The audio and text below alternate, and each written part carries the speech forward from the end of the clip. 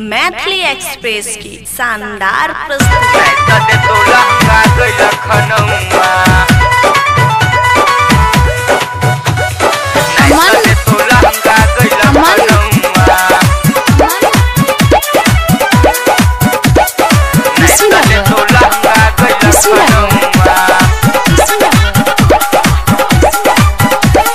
शादी का छोड़ी जबही ससुरा छोरा तो ने पिया तोरा तोरा दे तो नथिया।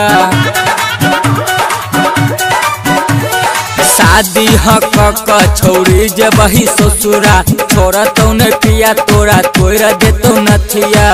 कट ले तो दाहते देखो न पूरा गलिया। पीका गए तो भातार पहुआ पीका गए तो भातार पहुआ नहीं सदे तो लहंगा गई लखनऊआ।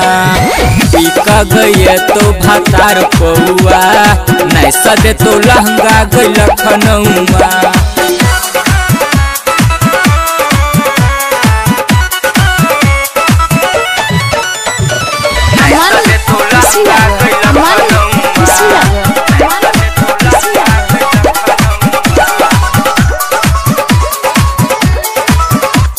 नैहर ने छोड़ी गया बदे तो ससुरा में मजा पिया खूबे ले तो। तोरा नैहर ने छोड़ी गया बदे तो ससुरा में पिया मजा खूबे ले तो। अपने के खेतो देख न पूरा हलवा। पीका गए तो भातार पहुआ पीका गए तो भातार पहुआ नहीं सदे तो लहंगा गई लखनऊआ। पीका गए तो भातार पहुआ नहीं सदे तो लहंगा गई लखनऊआ।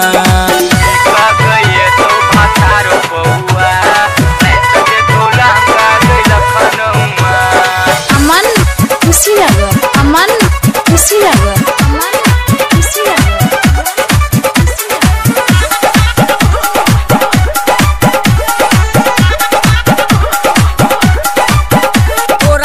कान छोड़ी उतार दे तो होठा लाली लगा कर चुमा ले तो।